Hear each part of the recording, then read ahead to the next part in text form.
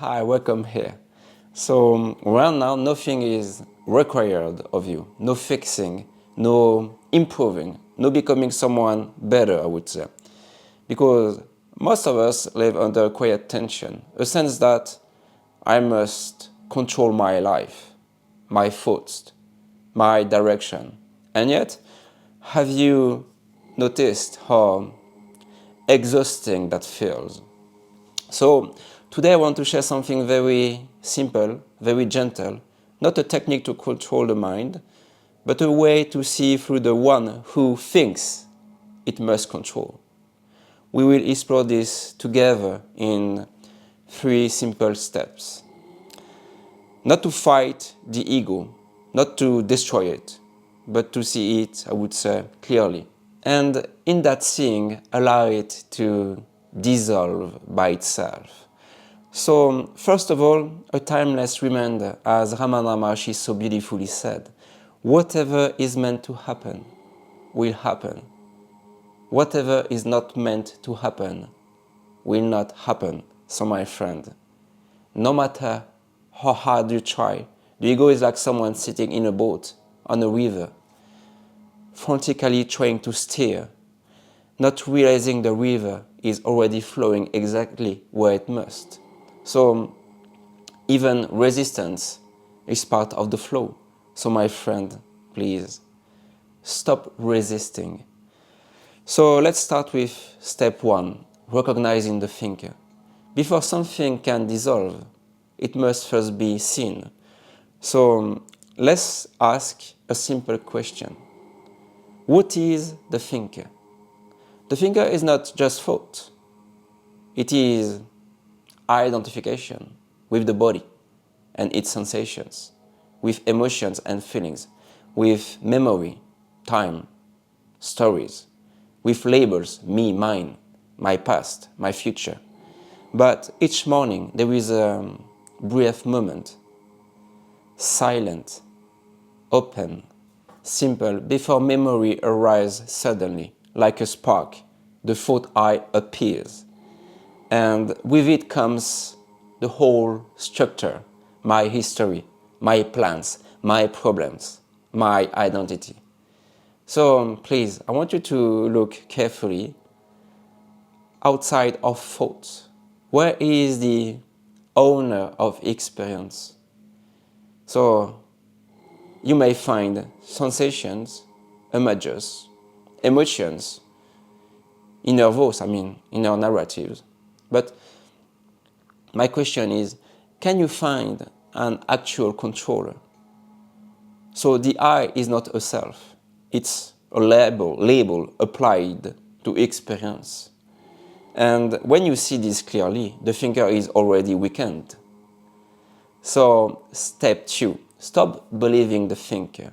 So life is already happening effortlessly without you trying to control. So seeing happens, hearing happens, breathing happens by itself, thinking happens, feeling happens. Then a thought appears and says, I am the one doing this. And that single claim turns impersonal life into, I would say, a personal struggle. So my friend, simply look closely. The breath breathes itself. The heart beats by itself. Thoughts arise spontaneously, without even you. Then afterward, another thought appears. I did this. I did that, you see. And I would say this is the root of illusion, you see. We are not here to fight the ego. We are here to see it and, of course, stop believing it. So seeing this clearly ends the spell.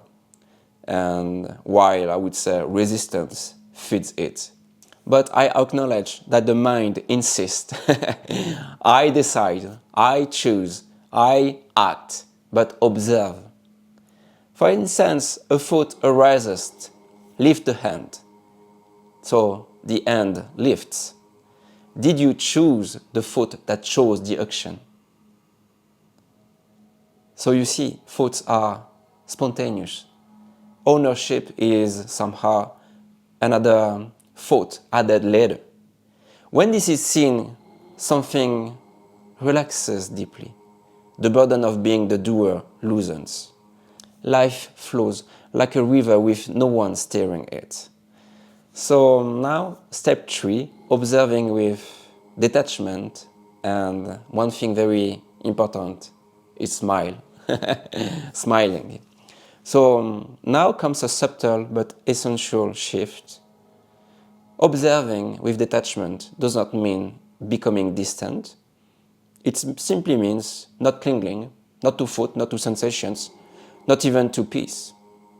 It's seeing without labeling, without calling anything good or bad, right or wrong.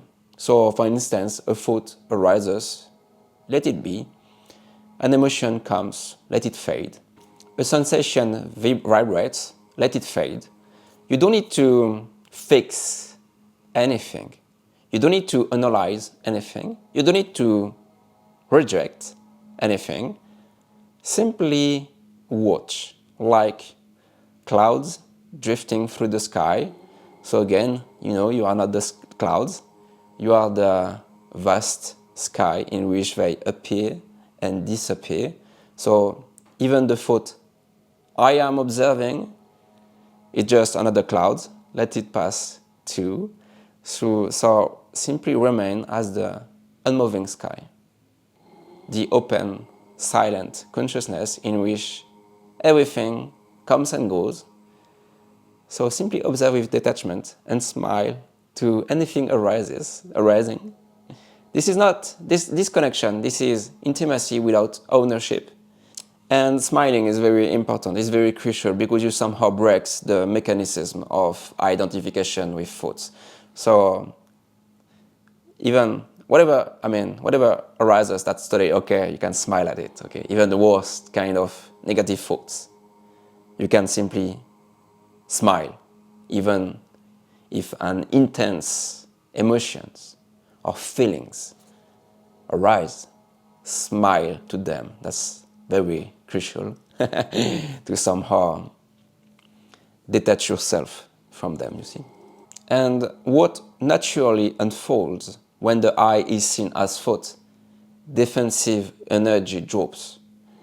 There is less comparison, less justification, less hunger to be someone, and compassion expands because the same consciousness is looking through every pair of eyes.